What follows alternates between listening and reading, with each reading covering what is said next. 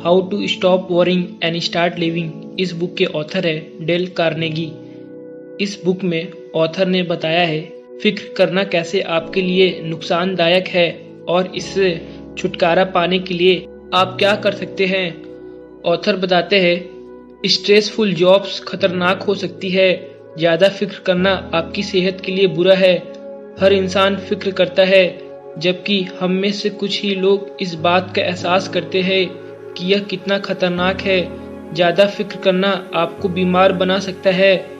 प्लेटो जानते थे कि दिमाग और जिस आपस में जुड़े हुए हैं, बल्कि फिजिशियन मेयो ब्रदर्स ने बताया कि हॉस्पिटल की आधी बेड ऐसे लोगों से भरी है जो फ्रस्ट्रेशन, घबराहट, फिक्र और मायूसी से जूझ रहे हैं।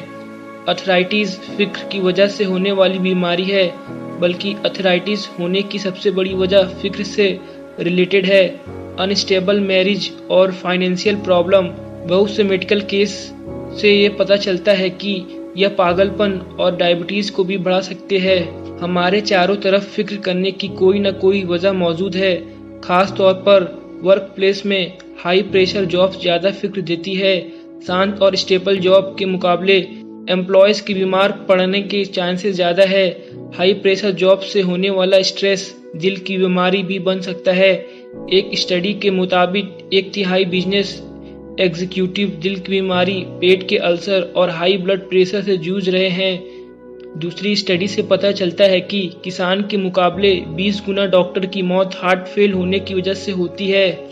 इसका मतलब अगर आप स्ट्रेसफुल जॉब में हैं तो ज़रूरी है कि इससे निकलने का कोई रास्ता ढूंढा जाए, नहीं तो आप अल्सर जैसे सीरियस बीमारियों का शिकार हो सकते हैं।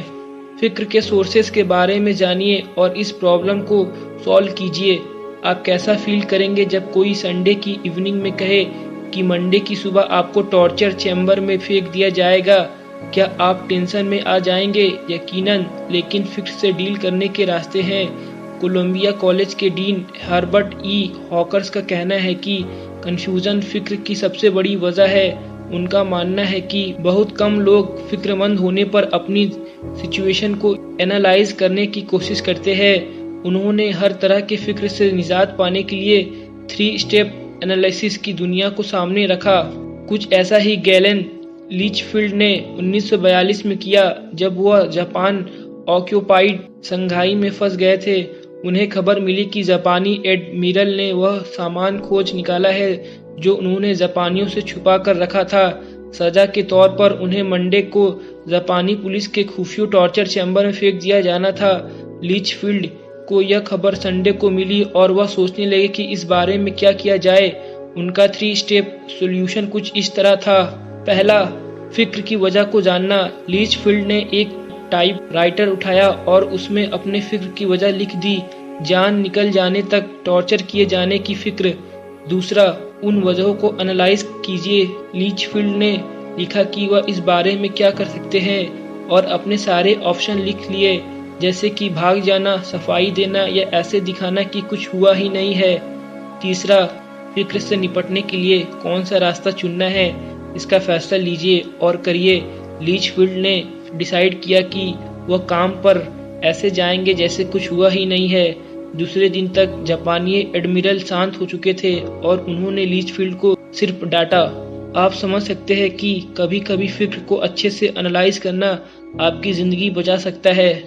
ऑथर बताते हैं, एक बार आपने अपनी फिक्र से निपटने का रास्ता चुन लिया तो उस पर अमल कीजिए और पीछे मुड़कर मत देखिए। क्या आपने अपनी जिंदगी में कोई ऐसा फैसला लिया है जिसके बाद आप लगातार उसी के बारे में सोचते रहे हो? यह लोगों की आम आदत है। हम हमेशा यह सोचते हैं कि क्या हमने सही काम किया या अभी भी रास्ता बदलने का वक्त हमारे पास है। हालांकि यह आदत आम है, लेकिन यह तब बहुत खतरनाक हो सकती है जब आप अपनी फिक्र को दूर करने के तरीके खोजने की कोशिश कर रहे हो।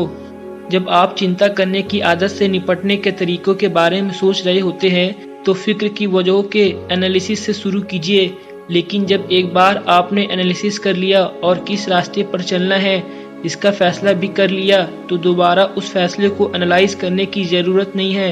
याद रखिए, जब आपने कोई फैसला कर लिया तो उस पर अमल करिए और इसे लेकर घबराने की ज़रूरत नहीं है। हेजिटेट मत होइए, अपने फैसलों पर दोबारा सोचने के लिए मत रुकिए। फैसले को लेकर जरा सा डाउट, फिक्र करने की आदत से उबरने के लिए की गई एनालिसिस और काम को बर्बाद कर सकता है। एक बार आपने किसी काम का रास्ता चुन लिया है तो दोबारा सोचे बिना उसी पर चलते रहिए, नहीं तो आप अपने आप को वहीं पाएंगे जहां से आपने शुरुआत की थी। आज में जिंदगी गुजारिए, बीते हुए कल और आने वाले कल की फिक्र में मत रहिए। क्या आपने कभी बीते हुए कल या आने वाले कल की फिक्र में पूरी रात करवटें बदल कर गुजारी हैं? अगर हाँ, तो ऐसा करने वाले आप अकेले नहीं हैं। बहुत सारे लोग ऐसा करते हैं, लेकिन कब तक? पास्ट या फ्यूचर की फिक्र करना बेकार है। ऑथर स्टीफन लेकॉक ने इस आदत को उस बच्चे के जैसे बताया है जो जब मैं बड़ा लड़का हो जाऊंगा की रट लगाए रहता है, और जब वह बड़ा हो जाता है तो वह कहता है कि जब मैं मैरिड हो जाऊंगा, और मैरिड होने के बाद वह कहता है कि जब मैं रिटायर हो जाऊंगा। लेकिन रिटायर होने के बाद जब वह पीछे मुड़कर देखता है कि वह कितनी दूर आ चुका है, तो उसे एहसास होता है कि उसने सब कुछ खो दिया है और अब बहुत देर हो चुकी है। इसलिए ऐसी सैड लाइफ से बचने के लिए आपको प्रेजेंट में जीना चाहिए। जैसे शिप में अलग अलग वाटर टाइट कंपार्टमेंट होते हैं, वैसे ही प्रेजेंट पर ध्यान रखने के लिए आपको डे टाइट कंपार्टमेंट की जरूरत है। पास्ट की फिक्र और फ्यूचर की अटकलों से अपने आप को बचाइए। रूल बहुत सिंपल है, जो पास्ट में हुआ या फ्यूचर में होने वाला है वह प्रेजेंट में नहीं होना चाहिए।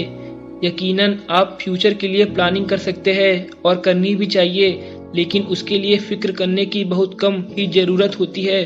फ्यूचर के लिए बेस्ट प्रिपरेशन यही है कि आप अपने प्रेजेंट में अपना बेस्ट परफॉर्म करें। जिसने इस सलाह को सबसे बेहतर इस्तेमाल किया वह एक विधवा है जो गम और अकेलेपन की वजह से सुसाइड करना चाहती थी।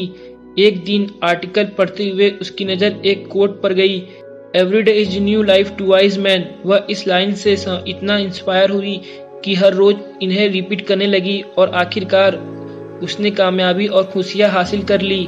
बीता हुआ कल मर चुका है और आने वाला कल पैदा ही नहीं हुआ, इसलिए इनकी फिक्र ना करें। इसके बजाय आप सिर्फ अपने प्रेजेंट पर फोकस करें। फिर ऑथर बताते हैं, जब भी आप परेशानी का सामना कर रहे हो, सबसे खराब सिचुएशन के बारे में सोचें और वहां से सुधार करने की कोशिश करें। जब अर्ल पी हैनी नाम के एक शख्स से कहा गया कि उसे गैस्ट्रिक अल्सर है, नजरिया साफ था। डॉक्टर ने उसे आराम करने और खाने पर ध्यान देने के लिए कहा, लेकिन पॉसिबिलिटी जताई कि वह जल्द ही अपनी जिंदगी से हाथ धो बैठेगा। हैनी ने इस पर ओवर रिएक्ट करने के बजाय अपनी किस्मत का लिखा माना। यह सिंपल आइडिया फिक्र करना छोड़ने के लिए मैजिकल 3 स्टेप अप्रोच का बेस है। अगर आप किसी चीज को लेकर टेंशन में हो तो सोचिए कि सबसे बुरा क्या हो सकता है। सबसे खराब सिचुएशन समझने की कोशिश कीजिए। क्या आप अपनी जॉब खो देंगे, जेल जाना पड़ेगा या फिर मार दिए जाएंगे? हैनी के लिए यह धीरे से उसकी तरफ आ रही मौत थी। फिर सबसे खराब हालातों को एक्सेप्ट कर लीजिए। कुछ लम्हे के लिए मान लीजिए कि यही होने वाला है।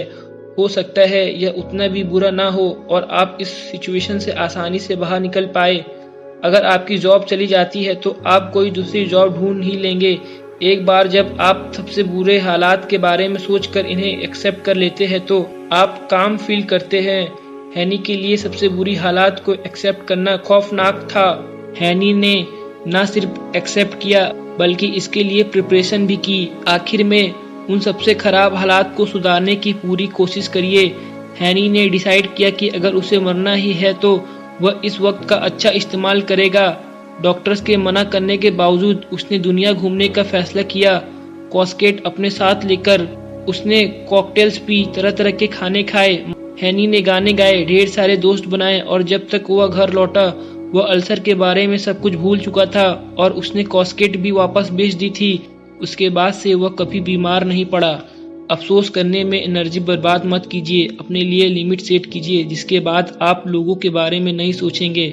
जब भी कुछ बुरा होता है तो हम में से ज्यादातर लोग उस बारे में लगातार सोचते हैं और बिना वजह झल्लाते हैं, जबकि ऐसे हालात में लोगों से दूर जाकर सब कुछ ठीक हो सकता है।